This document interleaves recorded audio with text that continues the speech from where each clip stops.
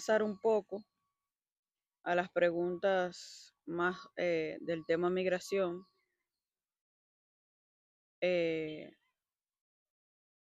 Nosotros no tuvimos una travesía complicada comparada con las de otras personas, pero para mí fue un poco difícil y dije que quería hacer este video para tenerlo aquí en el canal y tenerlo como un recuerdo guardado, porque ya no quiero hablar más del tema migración, no quiero contar más nada de ese proceso, pero sí lo quiero dejar aquí como un testimonio de lo que vivimos y de cómo fue para nosotros todo este proceso.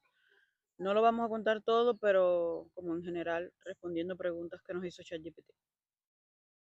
¿Quién tuvo primero la idea de venir para Estados Unidos? Yo, Pero ¿cómo fue? Explica. un No día, a ver, todos los cubanos en algún momento. Vamos a hablar de los cubanos porque nosotros somos cubanos.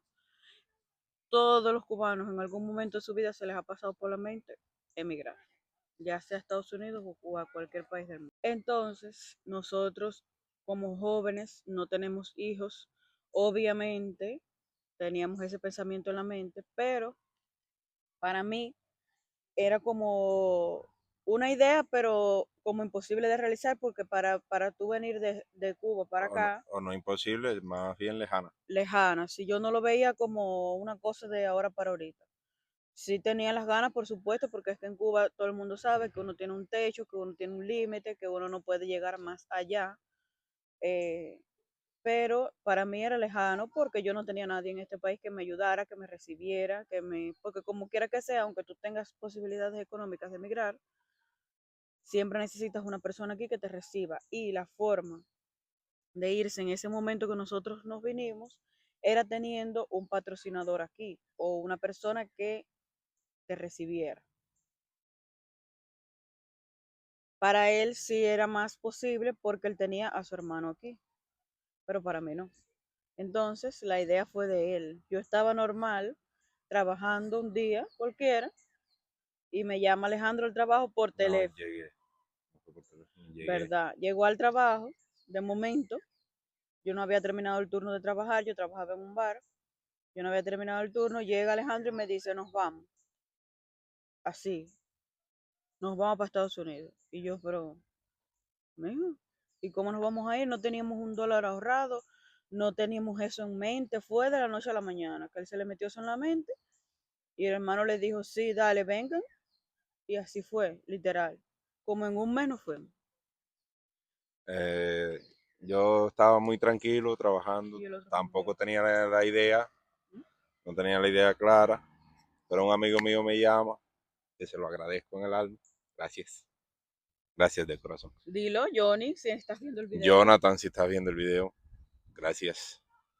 Y me explica cómo era la travesía, lo fácil que, entre comillas, iba a ser. Nunca es fácil, ninguna travesía es fácil. De hecho, así sea por la parte legal, te vas de tu país, de a tu tierra, y no es fácil. No es para romantizarlo, ni para incitar a nadie a que lo haga, ni para victimizarnos. Eh, Simplemente estamos contando nuestra historia, porque vuelvo y repito, lo queremos dejar aquí como un testimonio.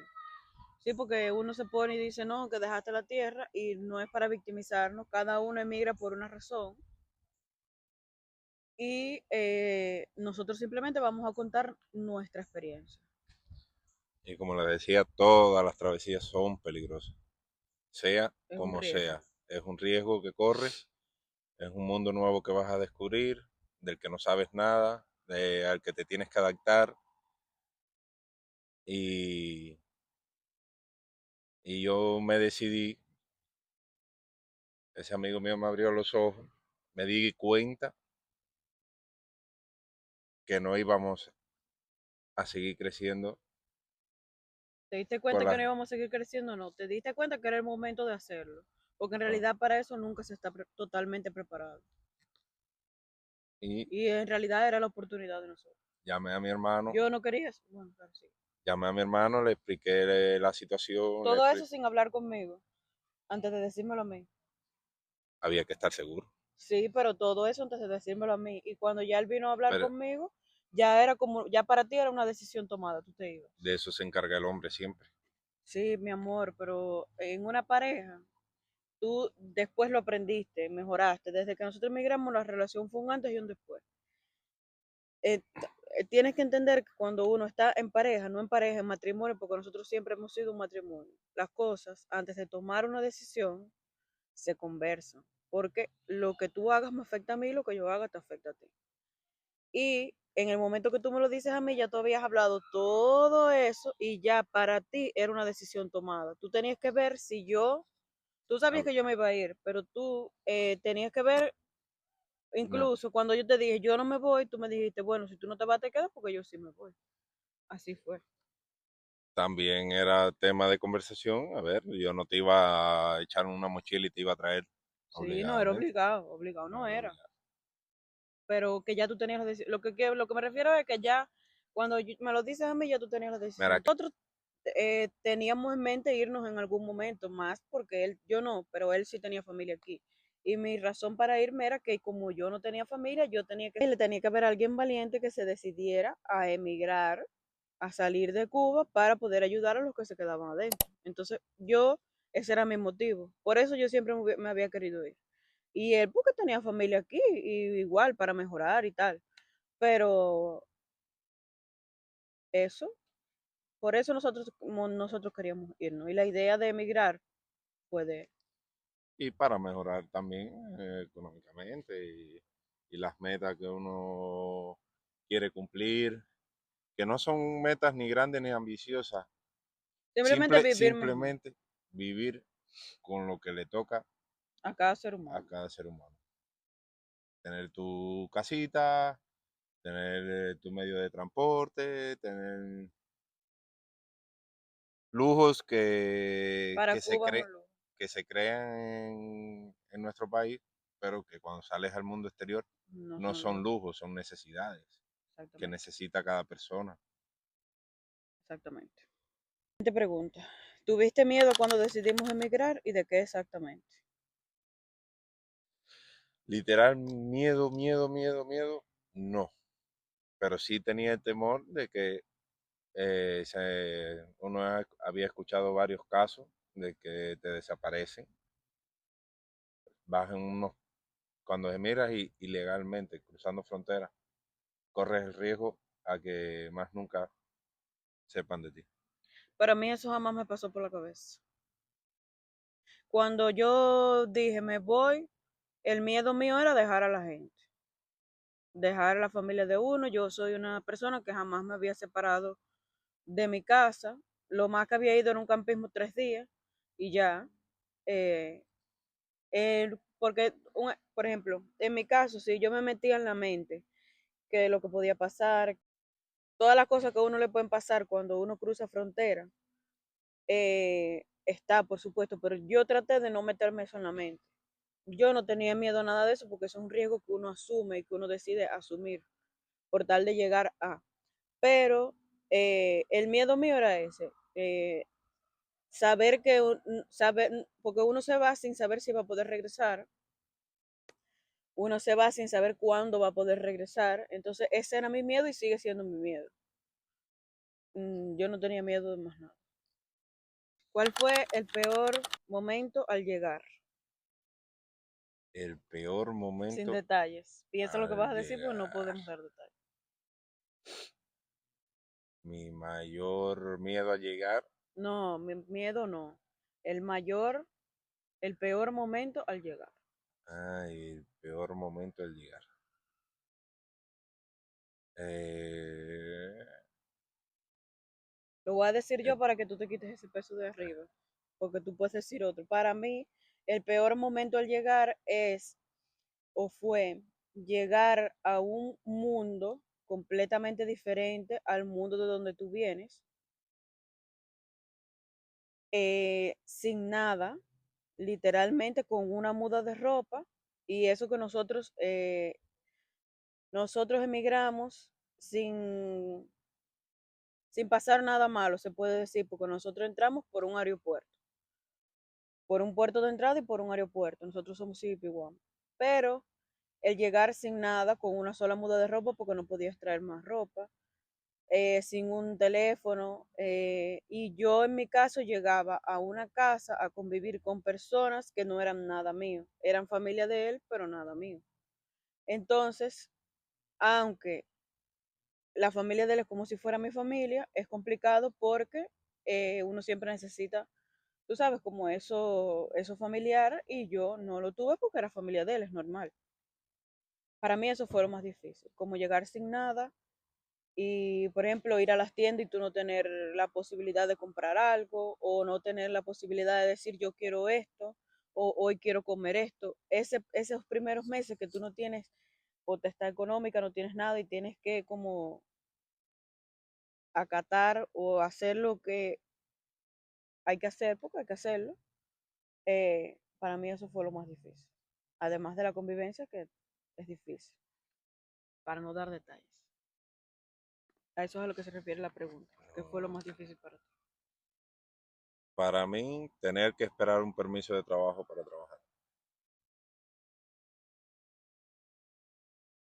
Eso fue lo más difícil. Sí, porque nosotros llegamos con un parol por 2 años, que ese parol te da derecho a tener como beneficio el permiso de trabajo, ¿verdad?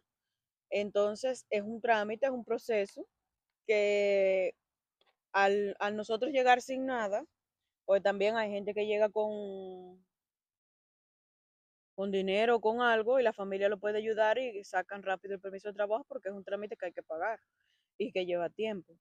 Y al llegar sin nada nosotros, pues no podíamos pagar rápido el permiso de trabajo y tuvimos que esperar como un mes sin hacer O dos. nada, sí, como 2 meses casi. Y entonces como a los 2 meses fue que una persona nos ayudó y nos llevó a sacar el permiso de trabajo. Y entonces fue que pudimos obtener el permiso de trabajo, que nos llegó súper rápido, como a los 15 días, para poder trabajar. Pero como vuelvo y repito, es como que tu miedo se relaciona con el mío, lo peor, porque al no poder trabajar no puedes tener dinero y sin dinero pues no puedes hacer nada aquí. Y es como lo peor, porque uno se siente como uno, yo siempre, yo decía, me siento como una hormiguita en un desierto o en una playa, o no sé, porque tú entras a una tienda y ves tantas cosas y tú no tienes un peso para comprarte ni un caramelo, entonces es complicado. Para mí eso fue lo más difícil al llegar. Siguiente pregunta. ¿Qué fue lo que más te sorprendió de vivir aquí? Ay, ¿qué más me sorprendió de vivir ¿Qué aquí? más no? ¿Qué fue lo que más? ¿Qué fue lo que más me sorprendió al vivir aquí? Todo. Mm. Es que es prácticamente todo. Vienes de un lugar que para comprar algo que necesitas tienes que prácticamente cambiar de estado, de provincia. De Estados Unidos de Eh, provincia. y ver que aquí una sola tienda te ofrece desde hasta ropa, zapatos, comida, Cualquier tienda. cualquier tienda, cualquier tienda te ofrece todo, desde lo más básico hasta lo más complicado. A mí lo que más me sorprendió fue ver tantos cubanos, porque nosotros vivimos en Kentucky, es un estado que eh, es un estado bien frío, entonces por el clima nosotros pensamos, y por lo que habíamos visto también en redes y escuchado de personas que viven aquí, que aquí no habían tantos cubanos, que se hablaba inglés en todo, en todo el tiempo tenías que hablar inglés, que si no sabías hablar inglés estabas perdido aquí, que no sé qué. Y cuando nosotros llegamos, eh, Era totalmente distinto. vimos que habían pizzerías cubanas, que habían tiendas cubanas. Después nos fuimos dando cuenta que incluso los negocios cubanos que hay aquí en la ciudad tienen como hasta festivales, incluso hacen aquí en Kentucky, por si no lo saben, carnavales al estilo Cuba, que creo que es ahora en el verano que hay. Y así, y nosotros ya llevamos como 2 años aquí y se han ido incorporando más negocios y más, o más actividades relacionadas con la cultura de nosotros, igual que cosas de comer. Literalmente hay una tienda donde hay todo, todo, todo lo mismo que uno encuentra en Cuba, caballero. Re- La malta, la eh, cerveza, todo, todo, literal, todo. no tan literal, pero a Sí, es ver, literal. es Hasta Noncillo hemos visto. la, las cosas Que como deberían ser, porque en Cuba se prepara de una manera diferente por los ingredientes. sí, no sabe A igual, ver, es lo que él quiere decir. no sabe igual, o sea, puede que sepa mejor, pero no es a lo que uno está No es el acostumbrado, sazón de uno. no es el sazón porque cambian los ingredientes. ¿Cuál fue el trabajo más duro que te tocó hacer al principio? El trabajo más duro que me tocó hacer al principio. Para mí no existe trabajo duro, pero así lo más duro que me tocó fue el, el de fregar plato, porque no siempre, Dishwasher, el dishwasher, como le dicen aquí. no, ¿Por qué fue duro? no siempre está a tu medida el fregadero o el lavaplato y o te queda más abajo y entonces tienes que forzar mucho la columna, Pero explica qué era lo que hacías. fregar platos. Sí, pero fregar plato no es fregar plato como en Cuba. No es fregar como en Cuba. Aquí era, por lo menos a mí me daba muchísimo dolor en las manos, porque yo también hice ese trabajo. Me daba muchísimo dolor en las manos porque el aparato ese de quitar las cosas a presión es como una pluma, para quitar la comida de los platos pegada a presión, y había que hacerla así con las manos y era durísimo. Y el agua era durísimo y uno se bañaba de agua entero. Pero ese para mí no fue uno de los trabajos más duros. También que no lo hicimos por mucho tiempo. Para mí el trabajo más duro que he tenido desde que estoy aquí, además, he tenido dos que no quisiera volver a hacer. Uno, el de limpiar los apartamentos, era durísimo. No era housekeeping, pero bueno, aquí se le dice así. Eran apartamentos de un hotel, no había que tender camas ni nada de eso, como en un trabajo de housekeeping que tengo entendido que se hace. Pero, por ejemplo, El trabajo era cuando las personas dejaban la ajá, habitación, ajá, ya, era el cuarto, el era un y apartamento con lo todo. dejaban vacío y el apartamento se restauraba y después que se restauraba Nosotros había que teníamos que ir a limpiarlo. limpiarlo. Ajá. Y tenías que ir a limpiarlo con el churre que dejaban la gente, con el churre de la construcción, y tenías que dejar literal, no podía quedar ni una marca de un pedacito de pintura en una pluma, un ejemplo. Tenía que quedar todo como si fuera nuevo. Y todos lo revisaban al detalle, literal, las lámparas, aquí como el aire acondicionado es centralizado, todos los espacios tienen como unas rejillas, les voy a poner una foto para que sepan. Y todo eso tenía que estar como si fuera nuevo, acabado de hacer, para que se hagan una idea. Y era un apartamento, una casa, a veces de dos, de tres, por supuesto, entre más grandes más pagaban, pero era duro. Para mí era duro. Y otro trabajo complicado que tuve fue en la UPS, pero en la zona del aeropuerto, no en el warehouse. Era un warehouse, pero en la zona del aeropuerto, en la zona de carga y descarga de los aviones. Era paquetería. Los paquetes que se envían por Amazon, por toda la red de envío y de paquetería que hay aquí, nosotros teníamos que llenar cierta cantidad de contenedores al día, cada contenedor llenarlo de paquetes. Entonces, habían paquetes de 1 libra y habían paquetes de 50 libras, de 70 libras. Eso tú sola, en una línea como si fuera una canal, y por ahí bajaban todos los paquetes a una velocidad y tú tenías que llenar los contenedores. Ese fue súper difícil para mí. Ahí estuve como 6 o 7 meses. Ese yo no lo quisiera volver a hacer. ¿En algún momento sentiste que no íbamos a lograrlo? No, literalmente siempre tuve la fe.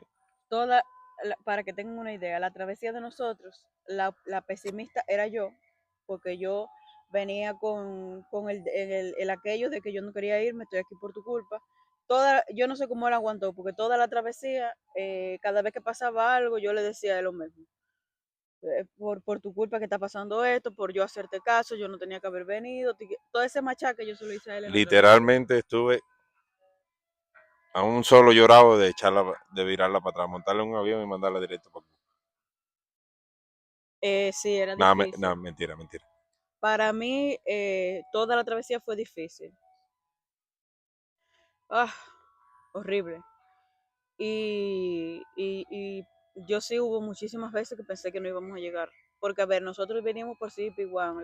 La cosa del CDP One era que tú llegabas a México y en México pedías una cita por una aplicación en el teléfono y aquí en la frontera te aceptaban la cita y entonces como que te programaban la cita como una entrevista y entonces tú volabas en avión con esa cita, te daba derecho a volar en avión y tú podías venir aquí a un puerto de entrada a la frontera de Estados Unidos con México, pero por avión. Y ahí te entrevistaban en la frontera, te inspeccionaban, te hacían preguntas y te dejaban o no te dejaban pasar. ¿Qué pasa? Que la cita de nosotros se demoró 8 meses en llegar. Nosotros hicimos vida en México 8 meses. Había gente que le llegaba en una semana, en 3 días. Hubo uno, amigo de nosotros, que le llegó en tres Literal. días. En dos, Literal. en dos. Después que nosotros llevábamos 7 meses en En México, dos, y porque cuando llegó la primera noche no tenía teléfono para hacerlo. pasé la cita. Literalmente en 2 días le llegó la cita. Entonces era desesperante porque nosotros pensábamos que no íbamos a llegar ya, que no nos iba a llegar nunca, porque hubo gente que no le llegó nunca la cita, Hubo gente que del se mismo quedó, tiempo de nosotros que se quedó. que se quedaron en México, que no les llegó nunca. Entonces sí hubo muchas veces, para no dar detalles de la travesía, que yo pensé que no íbamos a llegar nunca. Que ya, yo hubo un momento que me resigné y dije, ya, hay que quedarse a vivir aquí. Pero yo era la pesimista de la travesía y él el optimista. Siempre optimista. ¿Qué ha cambiado en nuestra relación desde que emigramos? Ay, todo. Todo, todo, todo, todo, todo, todo, todo, todo, todo, todo. Sí, pero pongo un ejemplo. Por ejemplo, nosotros discutíamos muchísimo. Y desde que emigramos, como que, no sé si fue a propósito o qué, como que nos hemos vuelto más unidos y como que las cosas, como que nos tenemos como más paciencia. Cada vez que pasa algo, Mira que hay que tener paciencia en esta vida, señor. sí, contigo también, Alejandro. Tampoco te hagas que tú no eres fácil. Aquí todo el mundo tiene algo. Como que nos tenemos más paciencia, tanto yo a él como él a mí. Y como que las cosas las conversamos más. No desde siempre, no desde que llegamos aquí. No fue desde que llegamos aquí. Han habido historias que ojalá y un día yo las pueda hacer. Uno es un muchacho y al final de cuentas uno va madurando poco a poco. Eh, uno va tropezando, uno va levantándose, va volviéndose a caer y así vamos progresando y nos vamos y vamos tratando de no tropezarnos con la misma piedra. Sí, y él ha madurado mucho, si no, no estuviera ahí sentado. Sí, soy un hombre hecho y derecho Y ya para y sin finalizar, pelo. porque el video se ha hecho un poco largo, eh, ¿qué consejo le darías a alguien que tú conoces que quiera migrar? Que quiere mirar.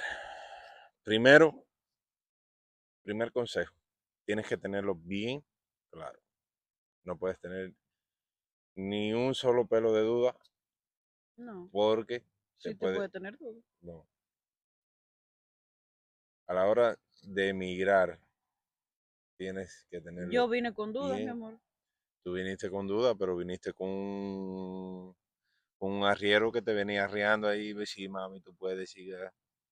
Sí, sí, sí, sí, pero la duda mía no es o no voy a llegar o no esto. La duda mía era lo que significa emigrar, lo que uno deja. Lo que uno Ese era deja, mi miedo por y eso, sigue siendo mi miedo. por Mi eso, dolor sigue siendo ese. por eso más, por eso es que estoy diciendo, porque conocimos gente que no soportó, Que no aguantó esa parte y no viraron para atrás. soportó y viraron para atrás.